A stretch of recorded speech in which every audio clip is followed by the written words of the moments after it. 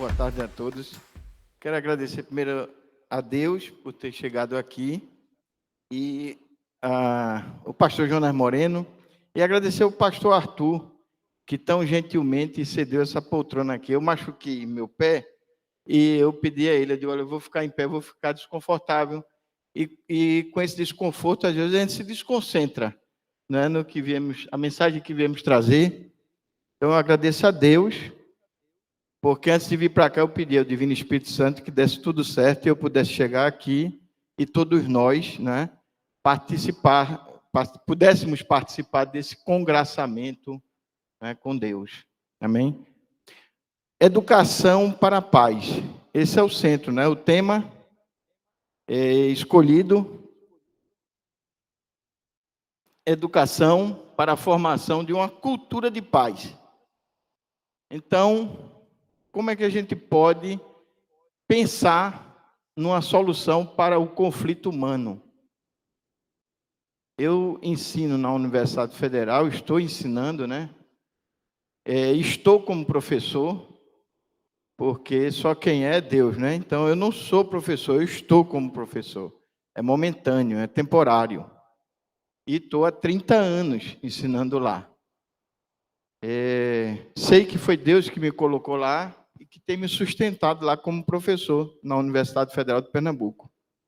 E os desafios de lá são muitos.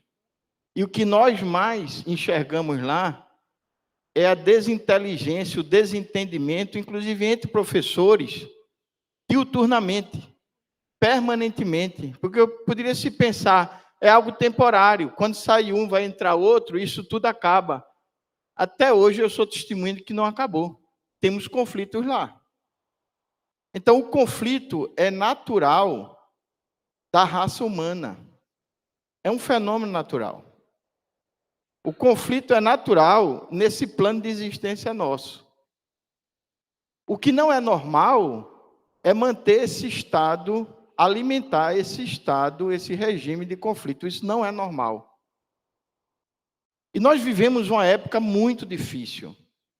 Eu estava a comentar com o professor Marcos Xavier, antes de vir para aqui para a sala, e eu dizia, olha, só para falar do projeto da Unesco para a formação de uma educação de paz, eu teria que passar aqui com todos vocês o dia inteiro, só para tratar desse projeto da Unesco. Mas podemos trazer alguns dados que já foram coletados pela Unesco. Então, a nível mundial, nós temos que em 2011, 42% das crianças em idade escolar foram afastadas das salas de aula por conta de conflitos armados em seus países. O continente mais afetado por essa triste realidade é o continente africano. Mas não é o único. Nós temos conflito aqui também na América do Sul. Muitas crianças deixam de ir para a sala de aula por conta da violência entre grupos. E o que eu queria revelar, que é mais triste ainda, aqui no Recife, alguns alunos meus me pediram para abonar falta semana retrasada, porque não puderam sair de suas casas. Eu disse, qual é a razão? Onde é que vocês moram? A maioria morava ali perto, o Alto Zé do Pinho. E disseram, professor, a gente tem que descer para chegar na Avenida Norte. E o Comando Vermelho deu um toque de recolher. E nós não podíamos sair de nossas casas. Eu disse, aqui no Recife? Aconteceu isso. E queríamos que o senhor tirasse nossa falta. Eu digo, eu não posso tirar a falta. Porque se eu tirar a falta, é um álibi para você justificar a ausência, né? Em determinados momentos de conflito lá fora. Eu vou abonar a falta, mas a falta vai ficar. Eu vou marcar a falta e vou desculpar a falta. Mas eu não posso simplesmente botar presente quando você não estava aqui. Até é uma questão educativa. A gente não vai, vamos dar informação do que aconteceu verdadeiramente.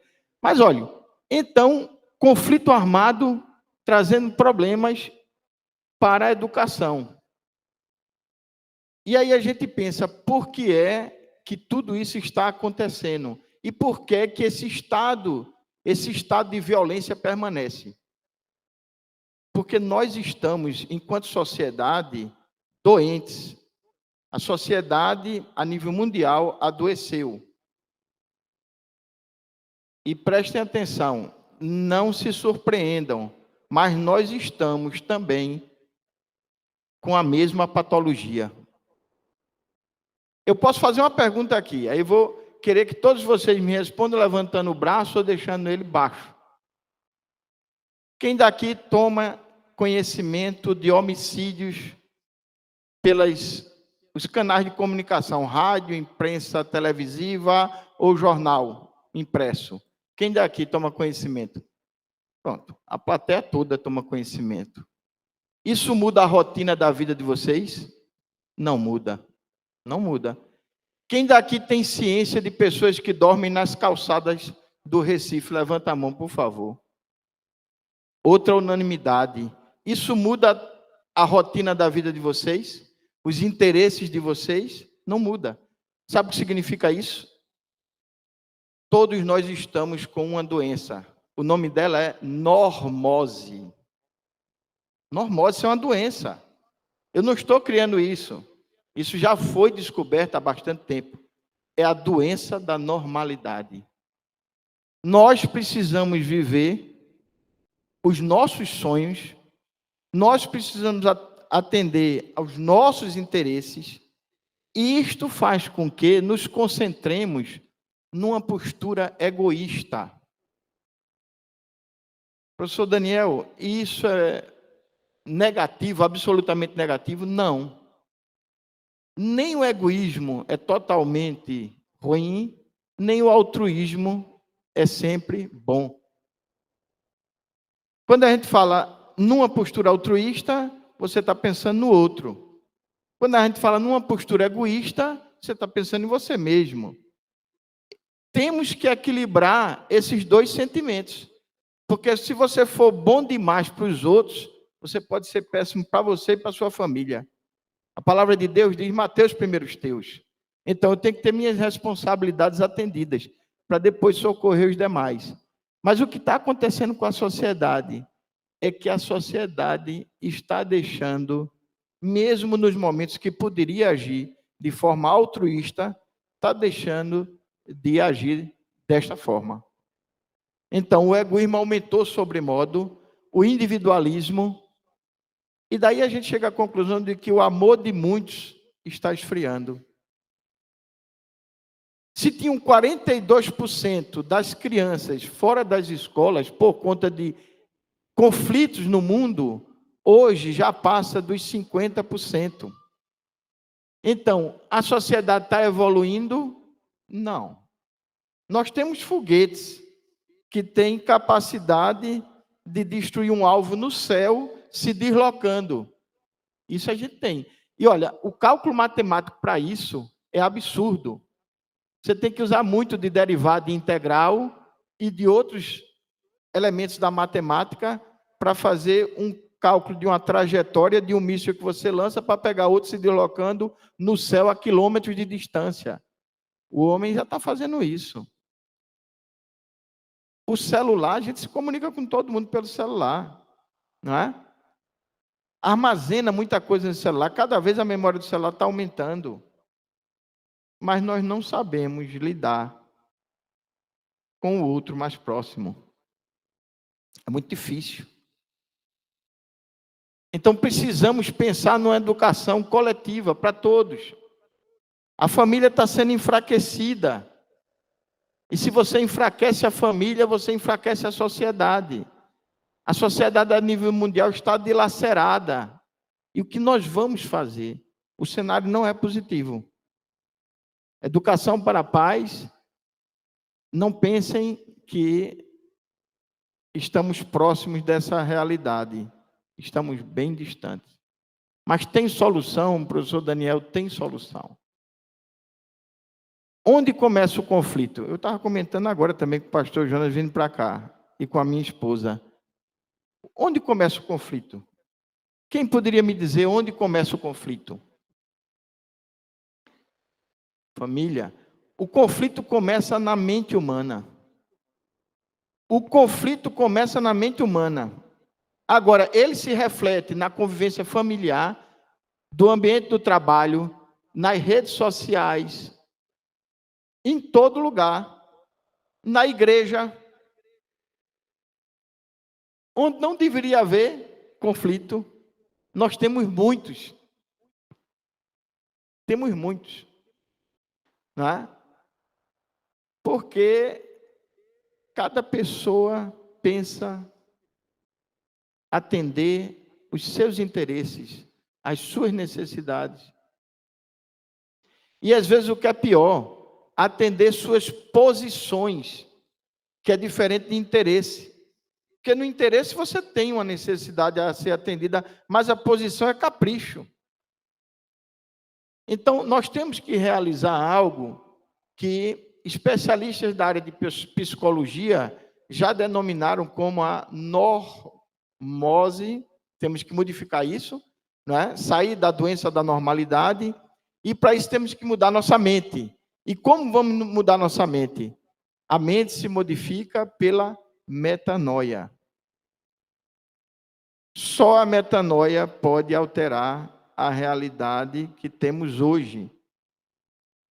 A vibração nossa, temos que vibrar num ambiente de paz. Temos que imaginar o ambiente de paz. Mas os conflitos nos visitam todos os dias. Quem tem conflito aparecendo todo dia? Pequeno, grande, todos nós, a humanidade toda. Então, o conflito, eu comecei aqui afirmando, é algo natural, um fenômeno natural. Enquanto nós estivermos nesse plano existencial, vamos ter conflito. E não sou eu quem está afirmando isso, Cristo afirmou, neste mundo tereis aflições, tende bom ânimo, eu venci. Quando você vai buscar a origem etimológica do termo ânimo, você chega em entusiasmo. Porque existiram várias traduções, né? E o que é que significa o termo? Deus em mim. O que o Cristo disse foi, nesse mundo tereis aflições. Tenha Deus em você, e você vence. A metanoia, só quem pode realizar a metanoia é o Espírito Santo de Deus. Amém? Não tem psicólogo, não tem psiquiatra que consiga modificar a mente humana que está doente e torne-se saudável sem medicamento, porque o que muitas vezes fazem é paliativo. E me desculpe se tiver um psicólogo, psiquiatra aqui. Mas a correção absoluta é quando a assistência vem da parte de Deus. Eu não tenho dúvida disso. E eu digo isso para meus alunos na Universidade Federal. Por isso que lá eu não sou bem-vindo, por isso que lá eu estou há 30 anos sendo perseguido, mas feliz é o que é perseguido em nome do Senhor. Não é? Porque muitas vitórias minha mulher tem visto. Minha mulher testemunha viva, e Jonas também acredito, muita coisa, porque Jonas, há muito tempo, olha, os cabelos ficaram brancos e eu me esqueci já do tempo que eu convivo com o pastor Jonas Moreira.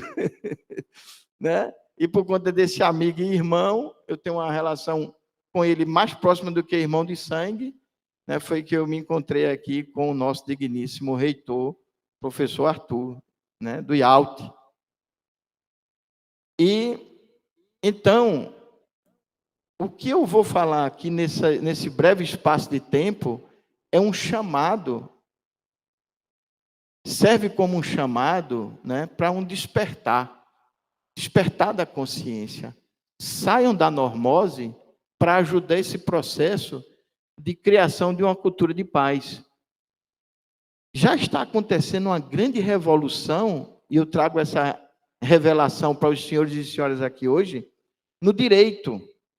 Porque no direito, qual o modelo que nós temos que ainda é muito forte atualmente? O da jurisdição estatal. Você judicializa uma disputa, uma briga, um desentendimento com o vizinho, com o familiar, marido contra a mulher, quando quer a guarda do filho, não é isso? E um juiz vai e decide, tendo a assistência de um membro do Ministério Público.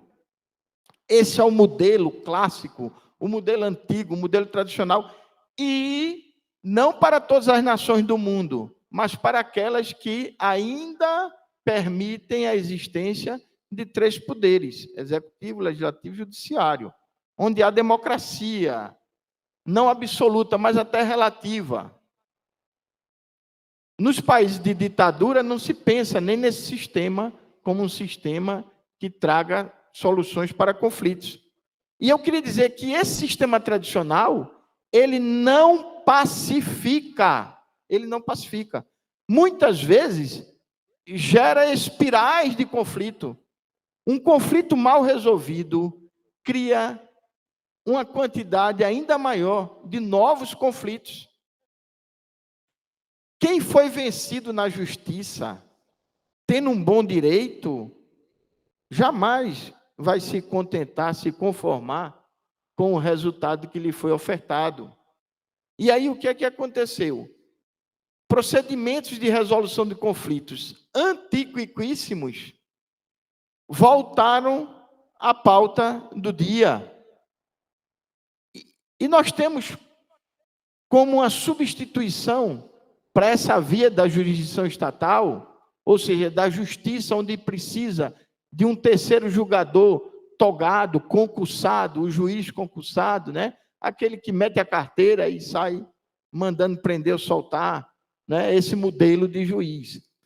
O árbitro aparece agora novamente como uma solução para quem não quer ir para a via da jurisdição estatal e vai para a jurisdição arbitral. E muita gente diz, professor Daniel, a lei da arbitragem é de 1917. 1906.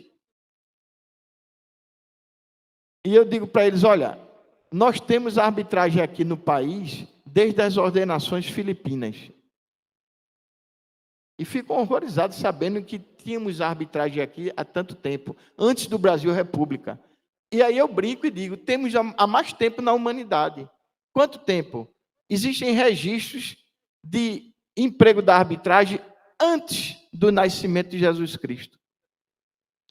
E isso é de estarrecer. Você fica impressionado, como pode? Como pode? E aí a negociação é outro meio de resolução de conflitos. Na negociação, eu posso empregar a forma direta de negociação, onde as partes que estão em conflito se tornam, né, interlocutores, se sentam, conversam e resolvem seus problemas. Para que esse modelo seja aplicado de resolução de conflito, eu preciso ter inteligência emocional, eu preciso ter equilíbrio. Então, nem todo mundo vai usar esse modelo. Nem todo mundo tem condições de caminhar nessa via da negociação direta. Mas aí, hoje nós temos também ofertado, no meio jurídico, mais 2 modelos de resolução do conflito, de forma autocompositiva, sem um julgador, que é a conciliação e a mediação. E para ser muito conciso, olha, eu estou fazendo um esforço aqui imenso, porque cada tema desse daria para a gente trabalhar aqui uma semana. Mas uma diferença básica entre conciliador e mediador é que o conciliador, ele dá opinião, ele se intromete na construção dos termos do acordo, enquanto o mediador não faz isso. Se as partes perguntarem ao mediador, o que é que você acha disso? Sabe qual vai ser a resposta do mediador? Como você vê isto? Porque eu não estou aqui para achar nada. Eu estou aqui para lhe auxiliar no diálogo. Mas como você vê isso que me pergunta? E você me revela e eu vou lhe ajudar. O mediador não dá opinião. Se perguntasse ao conciliador, o conciliador diz, olha, eu acho melhor mesmo que você faça um acordo, porque se for para a justiça, o negócio vai complicar. O conciliador assim. O conciliador, numa informação bem rasa, pessoal, me permito isso por conta do tempo, né? O conciliador é intrometido, o mediador não. Mas sempre fazem isso em proveito das partes. Estão preocupados com as partes. E o modelo de conciliação é mais aplicado para os conflitos de natureza consumerista, do direito do consumidor. Por quê? Porque não há relação duradoura. Você vai nas Casas Bahia e compra uma geladeira, teve um problema, você não está preocupado em tratar bem o dono da Casa Bahia, o gerente de ninguém, não. Você quer resolver o problema da sua geladeira. Então, as questões de cunho emocional não são tratadas no modelo da conciliação. Já na mediação é diferente. Na mediação eu vou precisar enfrentar questões emocionais. Por quê? Porque os conflitos que são resolvidos no ambiente da mediação são conflitos de natureza familiarista. Relações com pai, mãe, filho, mãe, pai, parentes. Conflitos envolvendo o ambiente do trabalho. São conflitos cujas partes possuem relações duradouras umas com as outras. Já na conciliação, não. As partes não têm relacionamento. É coisa casual, pontual. Eu fui na loja americana, comprei uma caixa de bombom e estava mofado. Eu quero resolver o meu dinheiro ou outra caixa. Compreendem? Então, todos esses modelos de resolução de conflito estão dispostos para a humanidade.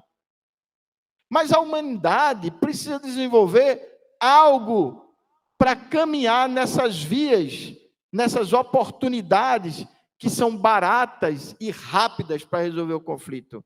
A humanidade precisa dominar algo que é o que se convencionou chamar de CNV, comunicação não violenta. E vocês sabem, muitas vezes eu me peguei usando uma comunicação que era violenta. E é muito difícil. Mas como a gente pode adquirir essa comunicação não violenta, que é o primeiro passo para a educação em busca da paz, para a formação de uma cultura de paz que está ali? Eu preciso tomar consciência de como eu falo e me comunico com as pessoas. A partir desse momento, você tem uma oportunidade de mudança. E esta mudança vem com a metanoia, a mudança da mente. Então, se eu falo de um jeito e posso adquirir uma outra forma de falar para evitar conflitos, melhor que seja. Mas olha, a informação é essa. Num resumo bem rápido, de 1 minuto, estamos doentes, precisamos tomar consciência disso, precisamos despertar, precisamos mudar a nossa mentalidade, adquirir uma comunicação não violenta e compartilhar tudo isso uns com os outros. Qual é o melhor ambiente para fazer tudo isso? O da igreja. E daqui reverberarmos esse projeto para o resto do mundo. E que Deus nos ajude. Muito obrigado.